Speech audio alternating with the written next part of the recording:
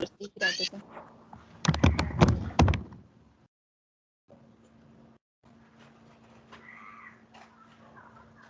morning everyone. हाम्रो चाहिँ आज प्रेजेन्टेसनको टपिक चाहिँ rules to be followed in power production in Nepal रहेको छ।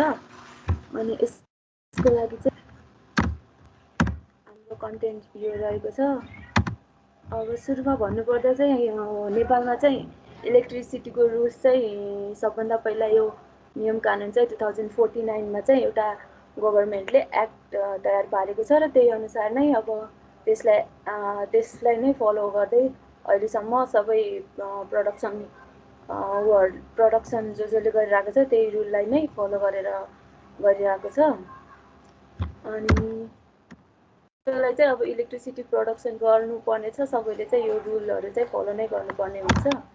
अनि हाम्रो चाहिँ कस्तो छ भनेपछि 100 किलोवाटदेखि 1000 किलोवाट अथवा 1 मेगावाटसम्मको लागि चाहिँ लाइसेन्स लिनको लागि चाहिँ सुरुमा चाहिँ सेक्रेटरीलाई चाहिँ एउटा एप्लिकेसन पठाउनु पर्ने हुन्छ। त्यसमा चाहिँ अब प्रोजेक्ट साइटको डिस्क्रिप्सन के कस्तो छ भनेर सबै इन्क्लुड गरेको हुनुपर्छ। अनि त्यहाँको अब के कति पानी युटिलाइज गर्ने सबै सोर्सहरू चाहिँ खुलाएर एप्लिकेसनको 3टा कपी चाहिँ हो सेक्रेटरी भनेको चाहिँ मिनिस्ट्री अफ इनर्जीको त्यहाँको सेक्रेटरीलाई चाहिँ बुझाउनु पर्ने हुन्छ थ्रु इलेक्ट्रिसिटी डेभलपमेन्ट डिपार्टमेन्ट।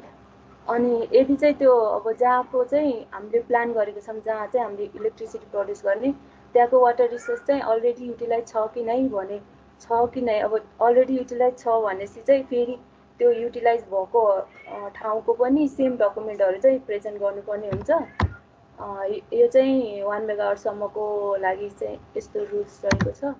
अनि त्यसपछि अब यो इलेक्ट्रिसिटी प्रड्युस गर्नुभन्दा अगाडि त अब त्यो ठाउँको सर्वे गर्नुपर्छ नि त।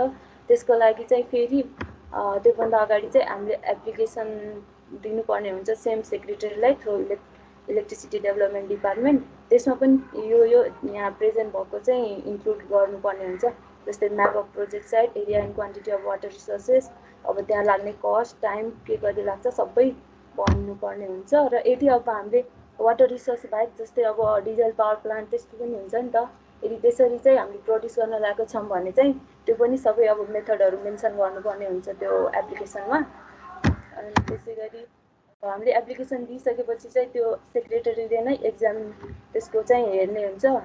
अब कुनै केही डकुमेन्टहरू पुगेन भन्यो भने चाहिँ नोटिस दिनुपर्छ, पुगेन भने चाहिँ 15 दिनभित्र। अनि त्यसपछि के हुन्छ भनेपछि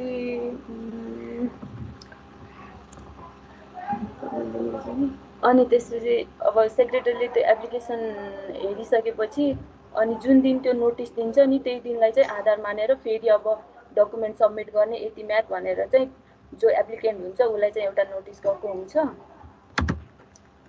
अनि त्यसपछि अब हामीले चाहिँ अब एकैचोटि प्रोडक्सन ट्रान्समिसन डिस्ट्रिब्युसनको नै सर्वे गर्न चाह्यौँ भने त्यसको लागि लाइसेन्स अब अप टु 1000 मेगावाटको लागि चाहिँ हामीले फेरि पनि सेम प्रोसेस नै हुन्छ, जुन सर्वेको लागि गरेको हुन्छ त्यस्तै नै हुन्छ, लगभग सिमिलर नै हुन्छ। त्यो एप्लिकेसन पठाउने सेक्रेटरीलाई रुल्स अनुसार अनि सेक्रेटरीले चाहिँ त्यो एप्लिकेसन हेरिसकेपछि त्यहाँ भएको केही अब डकुमेन्टहरू पुरा भएको छैन अथवा अब एप्लिकेन्टले भने अनुसार मिल्छ मिल्दैन त्यही अनुसार डिसाइड गरेर चाहिँ एप्लिकेन्टलाई इन्फर्मेसन दिने गर्छन्।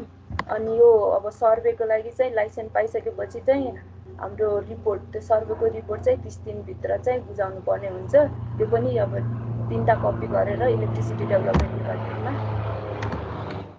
अनि अब चाहिँ अब प्रोडक्सन अफ इलेक्ट्रिसिटी प्रड्युस गर्नको लागि चाहिँ लाइसेन्स लिनको लागि अघिको चाहिँ सर्वेको लागि थियो, अहिले चाहिँ अब इलेक्ट्रिसिटीको लागि चाहिँ प्रोडक्सनको लागि चाहिँ यो दिएको यो स्क्रिनमा देखिरहनु भएको छ होला के बुझाउनु पर्छ भनेर एप्लिकेसनसँगै। यसमा पनि सेम त्यस्तै नै छ। अब डिटेल डिस्क्रिप्सन अफ प्रोजेक्ट अनि टाइप अफ फ्युल मेथड के कस्तो हुन्छ, अब टेक्निकल डिस्क्रिप्सन भयो, इकोनोमिक एनालाइसिसहरू सबै, अब मोड अफ फाइनेन्स, इन्भेस्टरहरू के कस्तो छ, अब कताबाट इन्भेस्टमेन्ट भइरहेको छ, सेयरहरू यताउता सबै डिटेल्स चाहिँ दिनुपर्ने हुन्छ। अनि अब त्यो utilisation of house end land details सबै त्यो पनि दिनुपर्ने हुन्छ। अनि यसको पनि एप्लिकेसनको चाहिँ हेर्ने चाहिँ सेक्रेटरीलाई नै हुन्छ जिम्मा इलेक्ट्रिसिटी डेभलपमेन्ट डिपार्टमेन्टको थ्रु। अनि यदि कुनै डकुमेन्ट चाहिँ नपुगेमा चाहिँ यसको लागि चाहिँ 45 डेजको टाइम दिएको हुन्छ त्यो सबमिट गर्नको लागि। अनि प्रोडक्सन अफ इलेक्ट्रिसिटीमा चाहिँ हाम्रो एउटा पब्लिक नोटिस पनि इस्यु हुने रहेछ कि यदि कसैले अब सबमिट गर्यो भनेपछि त्यसको लागि अब एउटा पब्लिक नोटिस निकाल्ने कि त्यो ठाउँमा यस्तो इलेक्ट्रिसिटी प्रड्युस हुन लागेको छ त्यो एरियामा। अब यदि कोही पब्लिक मान्छेलाई चाहिँ केही अब त्यो ठाउँले अब इन्भाइरोमेन्टलाई असर गर्ने वा केही त्यस्तो इस्यु आयो भने चाहिँ त्यसको लागि चाहिँ अब रियाक्सन आयो भने चाहिँ 35 डेजभित्रमा चाहिँ के रियाक्सन आयो भने चाहिँ त्यो अब के अब रिपोर्ट आएको छ त्यही अनुसार चाहिँ अब त्यो एप्लिकेन्टलाई चाहिँ यो यस्तो गर्नु भएन भनेर चाहिँ जुन कम्प्लेन आउँछ नि त्यसलाई मिनिमाइज गरेर अथवा यो बाहेकको यस्तो यस्तो गर्न मिल्यो भनेर चाहिँ त्यो एप्लिकेन्टलाई चाहिँ इन्फर्मेसन जान्छ। अनि त्यही यसको पनि अनि लाइसेन्स आउँछ। अनि यो प्रोडक्सन चाहिँ हाम्रो 1000 मेगावाटसम्मको लागि चाहिँ लाइसेन्स आउँछ। 1000 मेगावाटसम्मको लागि चाहिँ इलेक्ट्रिसिटी प्रोडक्सन गर्न मिल्छ। अनि त्यसपछि अब सर्वे गर्दै नै अब production if any person corporate who has obtained license for one or works for conducting सर्वे, त्यो सर्वे गर्दै नै त्यो प्रोडक्सन ट्रान्समिसन र डिस्ट्रिब्युसन गर्नु परेमा पनि लाइसेन्स चाहिँ दिन मिल्ने रहेछ रुल अनुसार चाहिँ। अनि त्यसपछि अब वाटर रिसोर्सेसहरूमा चाहिँ के कस्तो नियम हुन्छ भन्दाखेरि चाहिँ अब यसको लागि वाटर रिसोर्स युटिलाइज गर्न पनि एउटा लाइसेन्स लिनुपर्ने हुँदो रहेछ। त्यसको लागि चाहिँ छुट्टै एउटा समिति हुँदो रहेछ, कन्ज्युमर एसोसिएसन चाहिँ बनाउनु पर्ने हुँदो रहेछ, जसमा चाहिँ 7वटा मेम्बर चाहिँ राख्नुपर्ने हुँदो रहेछ। त्यो मेम्बरहरू के कस्तो हुने भनेर यहाँ स्लाइडमा पनि लेखेको छ। सिडिओ त्यस्तो सबै जस डिस्ट्रिक्टकै district irrigation officer, district drinking water officer त्यस्तोहरूलाई चाहिँ मेम्बर बनाउने र त्यसको मेन चाहिँ एउटा चेयरपर्सन हुँदो रहेछ। त्यसैको अन्डरमा चाहिँ समिति बनाएर चाहिँ अब वाटर रिसोर्स युटिलाइज गर्ने पर्मिसन पनि लिनुपर्ने रहेछ। त्यसको लागि फी 100 रुपिसको फी सहित एप्लिकेसन बुझाउनु पर्ने हुन्छ। यदि अब वाटर रिसोर्सेस कुनै अब दुईवटा जस्तै अब वाटर रिसोर्स चाहिँ दुईवटा गाउँको बिचमा पऱ्यो भने चाहिँ अब जुनकोमा चाहिँ मेजर एरिया चाहिँ जुनकोले युटिलाइज गरेछ त्यहाँको चेयरपर्सनको चाहिँ अलिक अन्डरमा रहेर चाहिँ दुवै मिलेर चाहिँ त्यो वाटर रिसोर्स युटिलाइज गर्ने त्यस्तो नियम चाहिँ निकाल्नु पर्ने रहेछ। अनि हाम्रो टाइम लिमिट अब सबै लाइसेन्सहरू आइसकेपछि चाहिँ काम कति बेला सुरु गर्ने भनेपछि चाहिँ सर्वे गर्नको लागि चाहिँ 3 महिनाभित्र सुरु गर्नुपर्ने रहेछ। र अब यदि इलेक्ट्रिसिटी प्रोडक्सन गर्नु पर्यो भने चाहिँ त्यो चाहिँ 1 वर्षभित्र गरिसक्नु पर्ने रहेछ। र यसको प्रोग्रेस रिपोर्ट चाहिँ हाम्रो एभ्री 6 मन्थमा चाहिँ बुझाउनु पर्ने हुने रहेछ रुल अनुसार। अनि अब यदि हामीलाई इलेक्ट्रिसिटी इम्पोर्ट गर्नु पर्यो भने चाहिँ गभर्मेन्ट अफ नेपालसँग चाहिँ पर्मिसन लिएर मात्रै इम्पोर्ट गर्नुपर्ने हुँदो रहेछ। अनि त्यसमा चाहिँ के गर्नुपर्छ त्यसको लागि पनि अब एउटा प्रोसिडर हुन्छ, एप्लिकेसन बुझाउनु पर्ने। अब त्यसमा अब कुन कन्ट्रीबाट ल्याएको हो, त्यहाँको भोल्टेजको स्ट्यान्डर्ड के कति छ, कति मात्रामा चाहिँ हामीले इम्पोर्ट गर्ने हो, अनि कता गर्ने हो, त्यो सबै गभर्मेन्ट अफ नेपाललाई चाहिँ एउटा एप्लिकेसन लेखेर चाहिँ अनि त्यसपछि चाहिँ बल्ल फिक्स हुने रहेछ। र यदि अब गभर्मेन्ट अफ नेपालले चाहिँ अब भनेको जति हुन सकेन, यदि हामीलाई अब धेरै नै इम्पोर्ट गर्न मन छ र त्यो लिमिट अनुसार अब पुगेन, मिल्दैन त्यति गर्न भने चाहिँ गभर्मेन्ट अफ नेपालले चाहिँ आफै भन्छ यतिसम्मको चाहिँ पाइन्छ भनेर, र जसले इम्पोर्ट गर्ने हो त्यसले चाहिँ त्यही अनुसारको चाहिँ मानेर गर्नुपर्ने हुन्छ। अनि अब लाइसेन्स फीहरू यस्तो रहेको छ। अब लाइसेन्स फी सर्वेको लागि चाहिँ 1 मेगावाटदेखि 5 मेगावाटसम्म चाहिँ 50,000 लाग्ने रहेछ पर इयर। अनि अब यो लाइसेन्स चाहिँ रिन्यू पनि गर्नुपर्ने हुने रहेछ इच इयर है। अनि त्यही अनुसार सबैको यहाँ दिएको छ। प्रोडक्सनको लागि छुट्टै अनि सर्वेको लागि छुट्टै त्यो हुने रहेछ। अनि अब कन्क्लुजन र सजेसनमा त्यति धेरै अब रुल्सहरू चाहिँ यस्तो रहेछ। अब जस गभर्मेन्ट प्रोसेस अलिक लेन्दी हुने रहेछ। अनि अब यहाँ हामीले फीहरू पनि हेर्न सक्छौँ, कति एक्सपेन्सिभ, जस धेरै नै ह्युज क्यापिटल रिक्वायर हुन्छ। अब हाइड्रो पावर प्रोजेक्ट भनेको सानो त हुँदैन, त्यही भएर त्यो चाहिँ हाम्रो कन्क्लुजनमा आयो। र यसको लागि चाहिँ रुल्सहरूको चाहिँ एकदम नलेज हुनुपर्ने पनि देखियो। अनि अब सजेसन चाहिँ के भनेपछि अब जुन एरियामा हाइड्रो पावर बनाएको हुन्छ त्यहाँको एरियामा त अब अलरेडी कोही मान्छेहरू पनि अब बसिरहेको पनि हुन्छ अनि त्यो कम्पेन्सेसन एमाउन्ट पनि अलिक रिजनेबलै हुनुपर्छ जस्तो लाग्छ। यसको लागि चाहिँ मैले ल्यान्ड रुलहरू त्यस्तो मजाले त हेरेको छैन, तर खै हो कि होइन है। अब 100 अब यदि कुनै पनि अब जस्तै अब कुनै पनि चिजको 100 पर्छ भने चाहिँ गभर्मेन्टले त्यसको 25 मात्र दिने त्यस्तो चाहिँ एउटा देखेँ थिएँ। अब यो हो कि नै धेरै राम्रोसँग चाहिँ रिसर्च भएको छैन यो ल्यान्ड रुल्सको बारेमा चाहिँ। अनि हाम्रो यति नै छ sir.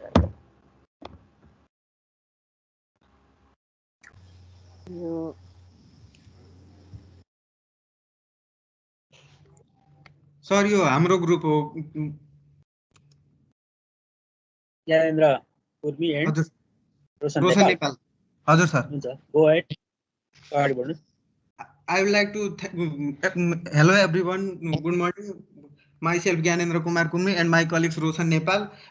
I would like to thank our Deputy HOD E.R. Rajendra Dahal for giving opportunity to share some information about the MOA and what the MOA is, means the Memorandum of Association and Memorandum of Association and its and for the establishment, and we know that for the establishment of the company there are number of documents to be submitted, and to legalize the any company there are three documents which are to be submitted. They are memorandum of association, article of association, and prospectus. And where memorandum of association is the public document, and every person who deals with the company is presumed to have a sufficient knowledge of its content and provision. Memorandum of when the company it is a public and next, memorandum of association is one of the basic document of any company. It is known as the charter of the company. It set out the limit outside which the company cannot go. It is the boundary of the company, and memorandum of association defines the constitution of the company. Memorandum association with memorandum of association defines the constitution of the company, and it contains the fundamental condition upon which the company is registered. It is the legal document. And purpose of memorandum of association: memorandum of association is the constitution of the company. It is the charter which defines the limitation of the power of the company established under the law. It contains the fundamental condition under which company must be incorporated. It determines the power, object, and limit of the company. And it is the foundation on which the structure of the company is. It is the basic structure of the company for which it is run, and it states that the company cannot go beyond the memorandum. It enables the shareholder to know what is the permitted range of enterprises. It gives the information about the company to its shareholder. What is the range of company, and what can be done, and what is the purpose of the company. It regulates the external affairs of the company. And clauses of the there are 6 clauses of MOA. They are name, registered office, objects, liabilities, capital, and association or subscriptions. And in the name clause, the memorandum shall state the name of the company with the word limited. Any company should be state the name of the company, that is either it is limited or private limited, either it will be public or it will be private. And for further description, I would like to call my colleague Roshan Nepal. Thank you, my friend Gyanendra Kurmi. He has already described some of the clauses, and now further I would like to continue the clauses. Gyanendra Kurmi, next slide. The next clause is the registered office clause. The registered office clause is also known as the domicile clause. Under the clause, the part of the country in which the company is going to be opened, or in which the company is situated, the location of that company should be mentioned in the registered office clause. And the object clause. Object clause is the major portion of the memorandum of association, which contains the main object of the company, the object which the company will undertake in the future, and if any object the company is trying to or willing to issue in the future, or it is trying to expand in the future, then it should already be mentioned in its memorandum of association, so that any objects that the company can undertake in the future, that can be described in the beginning of the object clause. And next is the liability clause. The liability clause defines the extent of the liability of each member. It states the liability of member is limited. Liability of member is unlimited or limited to guarantee given by each member. It should describe about all these things about the limited and unlimited of the liability clause. And the capital clause. The capital clause describes about the monetary value and the financial situation of the company. The capital clause is applicable for the company which has some share capital. It mentions the amount of authorized capital with which the company gets registered, the number of shares of the company, whether it is trying to give some shares to the public through the IPO or within the company, or some company may also give some shares to the general local public, and it should also describe the nominal value of each share. And the subscription clause. The subscription clause provides the information about those who have agreed to subscribe to the memorandum must signify their willingness to associate and form of a company. The memorandum of company limited by shares and company limited by guarantee. Each shall contain different statements. And for the memorandum of association, the memorandum of association is described under the Company Act that was established in 2063 years, and it contains, it says that we should specify the following things: the name of the company, the objective of the company, the memorandum must be printed in the memorandum of association. It should be divided into paragraphs, and each paragraph in the memorandum of association must be serially numbered, and it should be signed by required number of subscribers, that is 7 in case of public company and 2 in case of private company. It also says that the act to be carried out to accomplish the objective of the company should be mentioned in the memorandum of association, and if any restrictions are there, then in the purchase of shares, then it should be mentioned in the memorandum of association. And the signature of each subscriber must be attested by the witness. Every subscriber must add his address, description, and occupation. Witness should write his address, description, and occupation. The maximum number of shareholders in case of private company should be mentioned in the memorandum of association, so that it is known by the government agencies. Memorandum must be stamped as it is the legalized signature, and stamp is the official approval of the company, and other necessary matters should also be attached to the memorandum of association. Thank you, my friend Gyanendra Kurmi. Conclusion. And I would like to request Gyanendra Kurmi for further. Conclusion. We have memorandum of association is the rules which is created by government, and there are no, from my side there are no any suggestion according for the rules. So we directly comes to the conclusion. MOE is the fundamental document for the information of the company. It is the fundamental, it is the basic part of the company, and it is also called the charter of the company. It contains all the details of its member and their liability. It means it is the main part of the company which gives information about the number, about its member, its liability, its capital, and the MOA together with a AOA means article of association form the constitution of the company. For any company to run, it should be number of rules, and that number of rules composed in a single book. That is called a constitution, and for every company there have its own constitution, and it helps know who wants to enter. When someone enters to the company, they should read the memorandum of association and know about the objective, why it is established, number of members, shareholders, about the capital and liabilities, and so that they can gain the knowledge about the company, and it regulates the company relation with the outside the world. It also regulates with the external affairs with the external affairs. And thank you.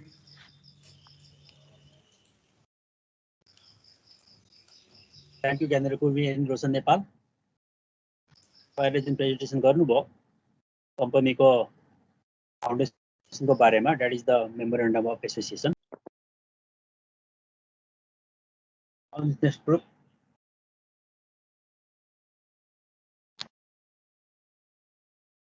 अगाडि बढ्नुहोस्. Hello. Good morning, everyone. I am Suraj Chaudhary. We are three in this group: Sogat Pokhrel, Sushil Pagrol, and me, Suraj Chaudhary. I would like to ask sir that one of our members is not present. He is currently sick. So I and Sogat Pokhrel will present this article. This is just an article than a PPT PowerPoint presentation. So I'll just read out all the data. I think it is sufficient for explaining. So I'll just read out. The topic is hydropower development in Nepal before and after 2049. Abstract. This article includes a brief information about the development of hydropower generation in Nepal since the beginning of electric history in Nepal in 1911 AD. Here, a simple comparison of development of hydropower at a different period of time, pre and post development policy in 1992 AD or 2049 BS is done. Hydropower development by government body, NEA, and independent power providers, IPPS, are mentioned and contrasted. Introduction.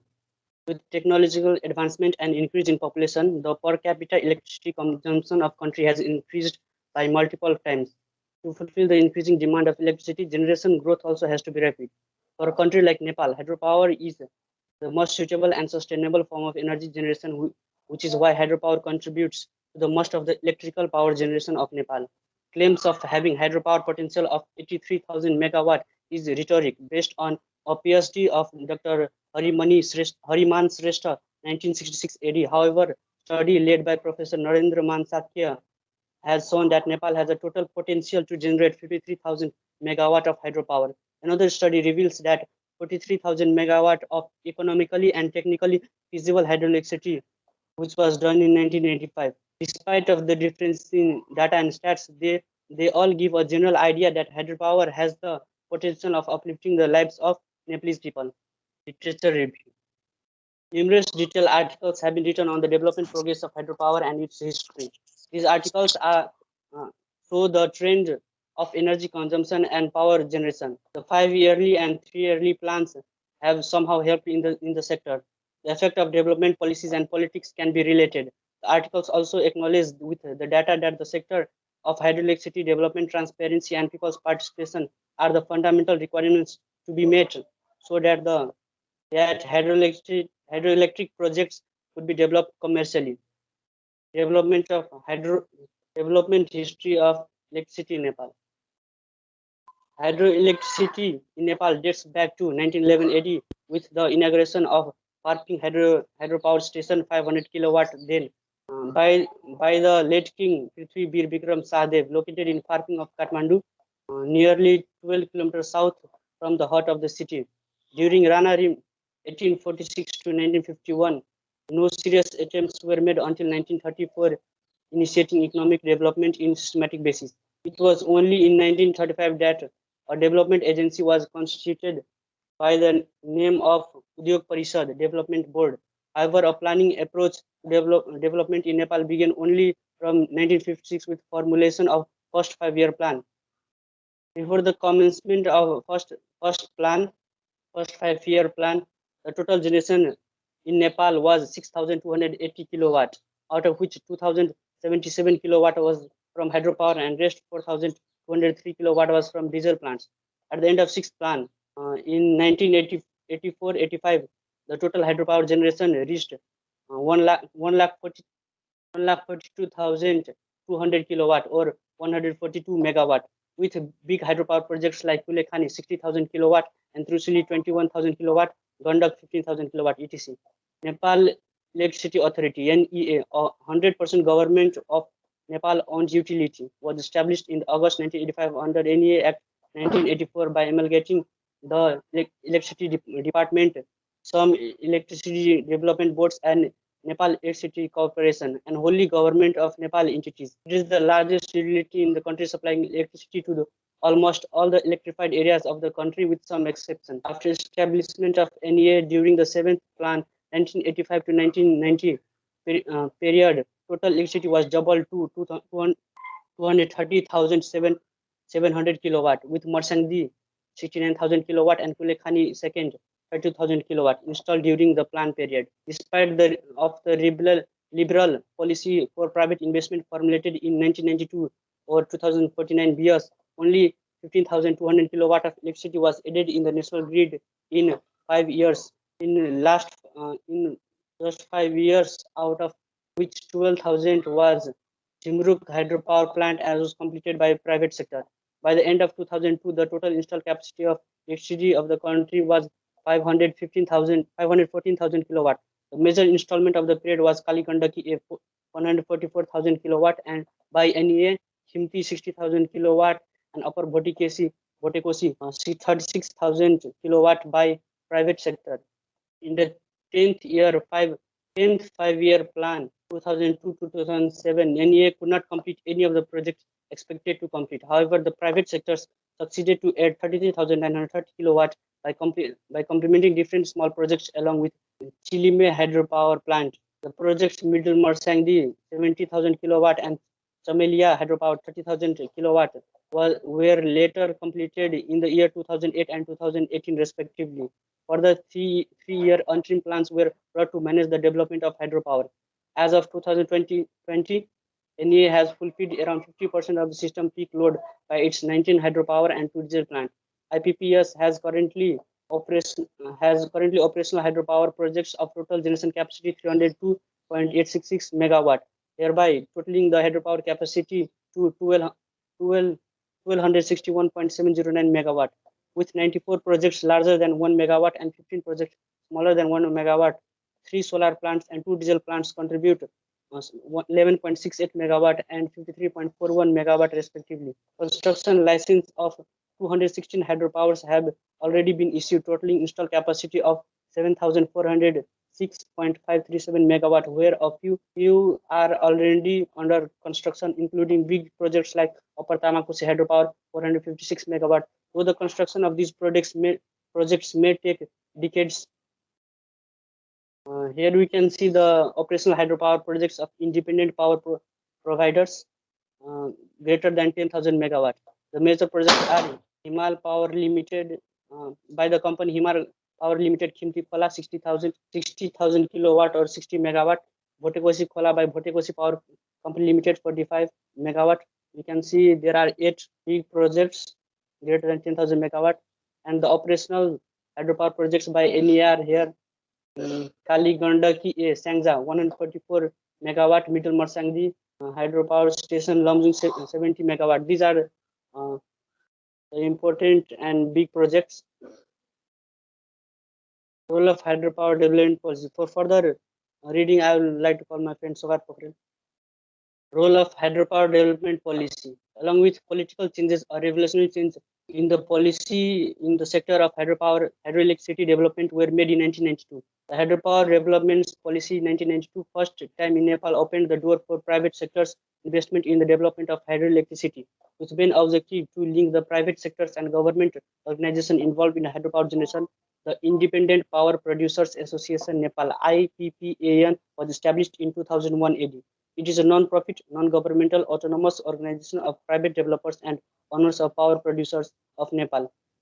With exception in first few years, the hydro power generation has increased rapidly. It is due to additional boost in the generation by the IPPS. The policy brought in Nepal power generation field, which was mainly occupied by government and foreign aid previously. From the graph, we can see that the generation of hydropower has raised rapidly in the last few decades. Benefits of private sector and participation. Nepalese government has encouraged the private sector to participate in the hydropower projects so as to utilize their managerial skill, entrepreneurship, and financial ability to develop leadership and encourage shared ownership of such projects for creating value chain aiming towards overall socio-economic development of country. Private sector analyzes the potential of hydropower development at underdeveloped area where NEA is unable to reach. Different private sector invest their profit in order to increase their production, such as Chilime hydropower produced 22 megawatt in 2003 and is undertaking 5 larger power projects amounting to 570 megawatt. Private sector plays greater role in decreasing load shedding. For generation, transmission, and distribution, private company develops road, water supply, bridge as a result of development of country takes place. Conclusion. To meet the growing energy demand of electricity, it is difficult for government alone. Investing from private sector is important and more appropriate than grant or loan from international market. Except for few projects, the private sector seems more interested in investing in smaller projects, and the big projects are handled by NEA. The political situation of the country has very strong influence on the sector. Seeing the future of hydropower projects, it is clear that the near future of electricity will not only be sufficient but surplus enough to export, at least on wet seasons. Suggestion: proper planning of policies are required. Private sector needs to be mobilized and encouraged to invest. Big and small hydropower projects should be undertaken side by side. Trained and skilled manpower should be produced. Leakage and mismanagement should be controlled.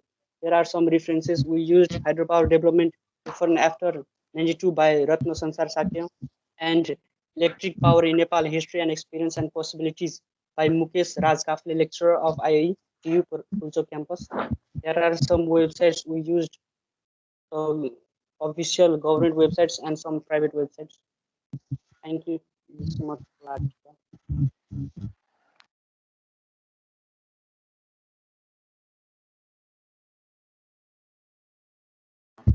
Thank you, Suraj Chaudhary and group. तपाईहरुको study धेरै गर्नुपर्ने हुनाले पनि मैले 3 जनालाई राखेको थिएँ, तर 3 जनामा एकजनाले मात्रै प्रेजेन्ट गर्नुभयो, बाकी 2 जना हुनु भएन। र एकजनाले भए पनि डिटेल प्रेजेन्टेसन गर्नुभएको छ। Trend in the hydropower development in Nepal, participation of government and the participation of private and public power producer. Amlesh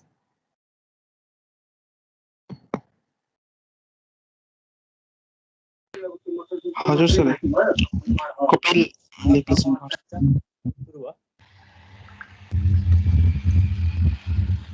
Good morning everyone. My name is M. Sapkota and here is my partner Sandhya Chaudhary. Next.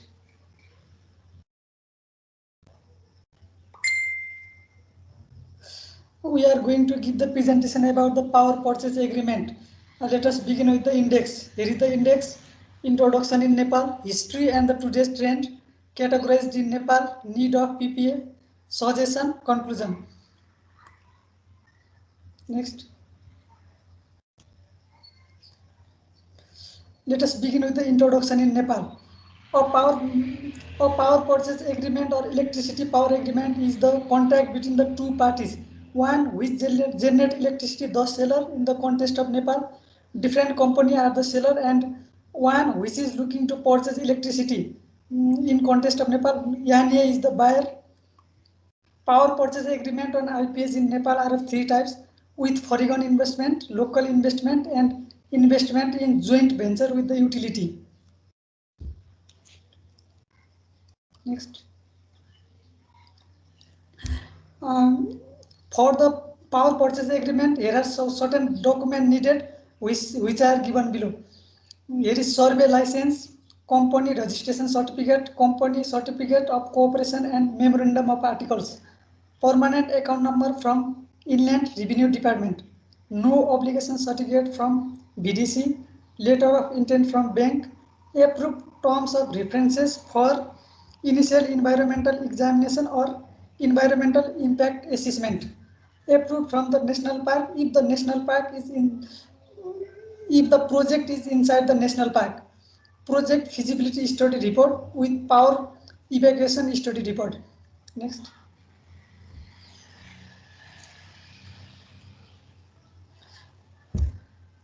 Before proceeding for the work, service fee have to be deposited for PPA to NEA according to the generating capability. Up to 1 megawatt 75,000, 1 megawatt to 5 megawatt 1,50,000, and 5 megawatt to 10 megawatt 3 lakhs, 10 megawatt to 25 megawatt 4,50,000. Last rate, as you noted, the rate is different for the dry season and the wet season. So last rate was 8.89 RS per unit for dry month and 5.08 RS per unit for wet month. And on above rates 20% increment have been given. But the present PPA rates was decreased For 25 megawatt, up to 25 megawatt will be 8.4 RS per unit for dry month and 4.8 RS per unit for wet month. In that rate, 3% escalation every year up to for 6 times. Next. The duration of PPA will be last for 30 years from the date of commissioning of project.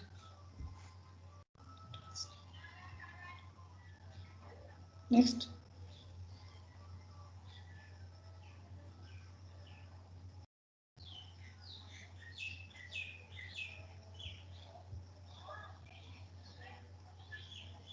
Next. Here is the history and the today trend.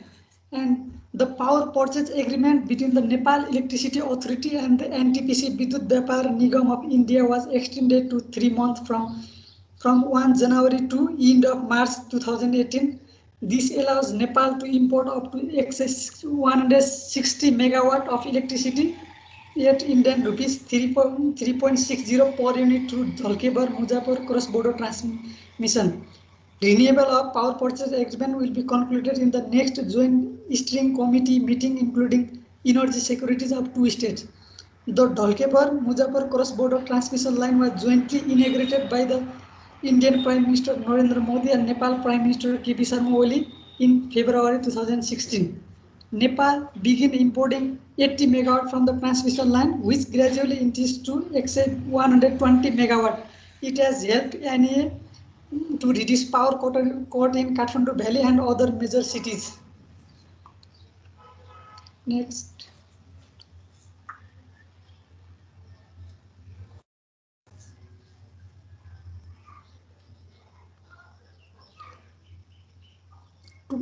Total current energy import from NEA from India are around 40 megawatt generated from 9 transmission lines. Increase in energy imports is expected as energy demand grows further. Another power purchase agreement we take from the articles. Kathmandu, December 17, the Nepal Electricity Authority has, in the first 5 months of the current fiscal year, signed the power purchase agreement with 52 hydropower projects. As told by NEA spokesman Purbal Adhikari, the total capacity of such project is 1051 megawatts. All of them have the private sector investment, and their promoter have been urged to complete fiscal management as soon as possible and move to the construction phase. Here is the table for the ROR type project. Here for ROR type project there are 2 options. Here dry and wet season 6 months each, and another is dry and wet season 4 months dry and 8 month wet season. And dry and wet season, for dry and wet season 6 months, it begins from just 16 to Mongshir 15, and dry begins from Mongshir 16 to just 15. For the dry and wet season, which begins for 4 and 8 respectively, wet begins from Boisak to Mongshir, and its rate was 4.80, and dry begins from Pous to Chaitra, and the rate is 3.40, and minimum dry energy required is 30% and 15% for the 2 options. Next. Here is another for the peaking runoff river type project. Here are also dry begins from Mongshir 16 to just 15, and wet begins from just to Mongshir 15. If peak hours last for 1 hour to less than 2 hours, the rate is 8.5, and 2 hours. If peak hours last for 2 hours to less than 3 hours, the rate is 8.80, and if peak hours 3 hours to less than 4 hours, 9.40, and 4 hours to 6 hours, 10.55. For non-peak hours or normal rate is 8.40, and minimum dry season energy required is 30%. And for the storage type project, here is the table, and dry season begins from Mongshir 16 to Jet 15, and the rate is 12.40, and wet season begins from Jet 16 to Mongshir 15, rate is 7.40, 7.10, if wet seasons energy is more than 50%, this rate shall be decreased by the axis percentage, and minimum dry season energy required is 35%. I would like to call my friend Sandhya Chaudhary. The PPA include long-term price security, opportunities to finance investment in new power generation capabilities, or the reduction of risk associated with electricity sales and purchases. Suggestion: PPA needs to be designed with consideration of several important issues such as power purchase guarantees, force majeure guarantees, financial and foreign exchange guarantees, operation risk, and dispute resolutions and insurance issues. For them to have long-term applicability, the long-term nature of the contract and the investment of many players give rise to the possibility of conflicts in IPPs. So PPS should contain a number of techniques including non-binding alternative dispute resolution methods and attributable methods, the commonly used techniques. Challenge to determine a proper rate of return which corresponds to the risk of the project and is acceptable to all parties of the bout deal. Insurance requirement for IPPs should provide in PPS during construction period and operation period can minimize the risk of bankruptcy of the project sponsors and consequently the interruptions of supply of energy from the IPPs. Conclusion: equipped with the knowledge of the past trend in PPA between the utility and IPP of various types, the contracting parties can better evaluate projects as well as negotiate clauses and provide alternatives in future agreements. To create a level playing field for the project sponsors and to avoid any variable treatment of IPPs, a standardized PPA considering the type of investment, capacity, and storage capacity can be developed. Standardized PPA produced with the initiations of the utility and the representation from IPPs association will have more acceptance from the stakeholders of IPPs. Thank you.